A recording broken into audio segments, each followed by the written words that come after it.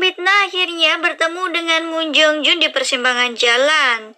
Dia pun bersiap untuk menghukumnya. Namun di saat bersamaan Han Daun datang. Tentu saja rencana Kang Bitna akhirnya gagal.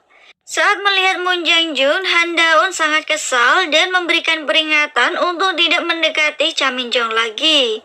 Nah, di saat Han Daun akan memukulnya, Kang Bitna langsung menghentikannya. Karena itu bisa menjadi penyalahgunaan kekuasaan. Kemudian detektif lain datang dan mereka pun menuduh Moon Jongjun telah mengutik Cha Minjong. Akhirnya Moon Jongjun pun dibawa ke kantor polisi. Namun Han Daun terlihat sangat kesal. Kang Bitna juga pulang bersama Han Daun. Saat dia memasuki mobilnya, Kang Bitna terlihat sangat silau karena terdapat salib di mobil tersebut. Mereka berdua kemudian pergi ke rumah Cha Minjong. Ternyata sudah ada garis polisi di rumah tersebut. Mereka pun melihat kondisi rumah Cha Minjong yang berantakan. Han Daun bertanya apakah dia tidak merasa bersalah. Kang Bitna beralasan jika dia memberi hukuman 1 tahun itu sama saja.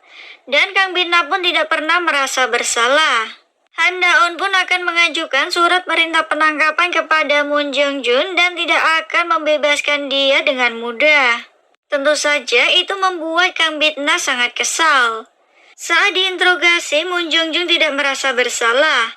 Namun Daun memberikan bukti palsu dan mengatakan bahwa Minjong hendak mengakhiri hidupnya. Moon Jongjun terlihat sangat marah. Saat itu Daun ternyata datang tepat waktu hingga berhasil menyelamatkan nyawa Minjong. Kedua orang tua Minjong pun terlihat sangat menyesal. Daun mengatakan bahwa Minjong berusaha bunuh diri karena Moon Jongjun. Tetapi Moon Jongjun beralasan itu hanyalah pertengkaran antar kekasih. Detektif Kim terlihat sangat marah dan juga kesal terhadap Moon Jongjun dan dia juga menyesali seharusnya mereka lebih melindungi rumah korban. Han Daun pun mengantar Moon Jongjun pulang, karena kini dia bertugas untuk lebih mengawasinya. Di sisi lain, Kang Bitna terlihat sangat kesal setelah mendengar pernyataan tersebut. Tentu saja rencananya tidak akan berjalan dengan mulus. Komando mengatakan bahwa korban masih hidup itu artinya kasusnya sudah selesai. Tetapi Kang Bitna tidak bisa menentukan mati ataupun hidup. Namun Kang Bitna mengatakan pembunuh mental juga disebut pembunuh seperti yang dikatakan oleh Bael. Namun masih ada kesempatan dari kasus tersebut jika surat penangkapan Moon Jongjun ditolak. Karena Moon Jongjun bersifat kooperatif, surat penangkapannya pun ditolak. Daun terlihat khawatir sedangkan Kang Bitna terlihat sangat senang. Kemudian setelah dia pergi, ternyata Moon Jongjun datang ke rumah Cha Minjong. Kali ini dia menggunakan balsem untuk menutup kamera pintu rumah Cha Minjong. Di saat dia hendak menekan bel, Moon Jongjun menerima sebuah pesan. Dari dalam rumah, Cha Minjong dan juga keluarganya kedatangan seorang tamu. Cha Minjong trauma bahwa dia adalah Moon Jongjun. Ayahnya juga beranggapan percuma jika menelpon polisi karena akhirnya Moon Jongjun juga akan bebas lagi. Akhirnya sang ayah meminta Cha Minjong dan juga ibunya untuk bersembunyi di kamar. Sedangkan dia akan membuka pintu dengan membawa sebuah pisau. Di saat itu pula dia hendak menusuk pria tersebut, namun ternyata pria itu adalah Han Daun.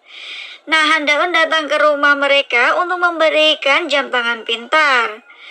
Namun Cha Minjong terus saja menyalahkan dirinya.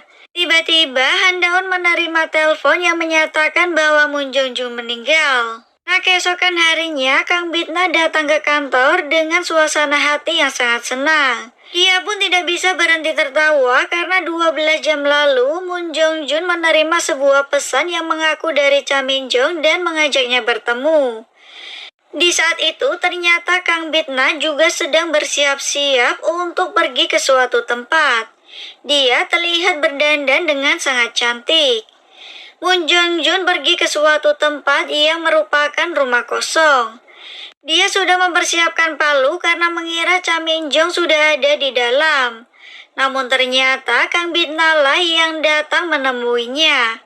Moon Jong-jun masih terlihat bingung, namun ternyata suara dari Cha Min-jong dipalsukan oleh komando. Setelah tugasnya selesai pun, komando akhirnya pergi. Pengadilan untuk Moon Jong-jun pun akhirnya tiba. Tetapi dia tidak merasa bersalah karena Min-jong tidak mati dan juga dia sudah membayar hukuman denda.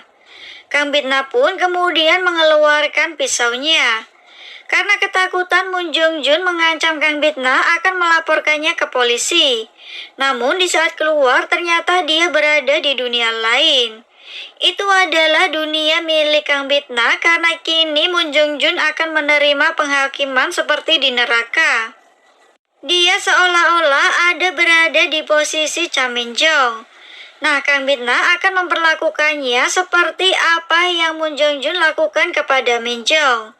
Pertama, Kang Bitna akan menyerang mental dari Moon Jong-jun. Kemudian, di saat Moon Jong-jun meminta untuk putus, Kang Bitna tidak akan melepaskannya. Dia pun akan melakukan hal yang sama seperti Moon Jong-jun lakukan kepada Min-jong. Karena hal tersebut, Moon Jong-jun terlihat sangat ketakutan hingga menelpon polisi. Tetapi Kang Bitna masih terus akan menghantuinya.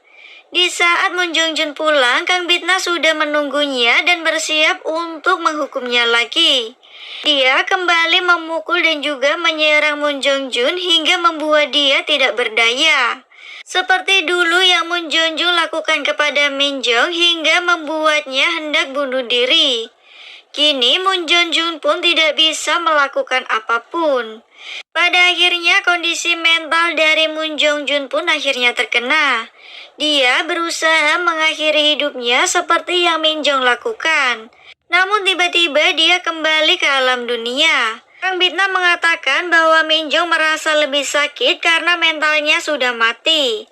Dia pun kembali memberi pelajaran kepada Moon Jong-jun. Tiba-tiba di saat Kang Bitna mendapat telepon, Moon Jong-jun berusaha menyerangnya menggunakan palu.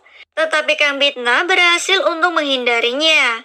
Kini Moon Jong-jun berusaha membunuh Kang Bitna, namun itu sia-sia. Justru Moon Jong-jun yang akan dihabisi oleh Kang Bitna sendiri. Dia pun dilempar hingga jarinya diputar. Moon Jong-jun pun tidak lagi berdaya dan dia berusaha menyerang Kang Bitna menggunakan serpihan kaca. Tetapi ternyata Moon Jong-jun justru terlempar dan juga tidak bisa untuk menghindarinya. Kini yang dilakukan Moon Jong-jun hanyalah bisa memohon ampun kepada Kang Bitna. Namun Kang Bitna mengatakan bahwa korban belum bisa mengampuninya. Dan itu membuat Moon Jong-jun merasa pantas untuk mati. Akhirnya Kang Bitna langsung melakukan penghakiman dengan menusukkan pedangnya. Kemudian dia akan mengirimkan arwah Moon Jong-jun dengan memberikan stempel Gehenna di dahinya. Setelah hal itu, akhirnya pintu neraka pun terbuka dan arwah Moon Jong-jun dikirim ke Gehenna.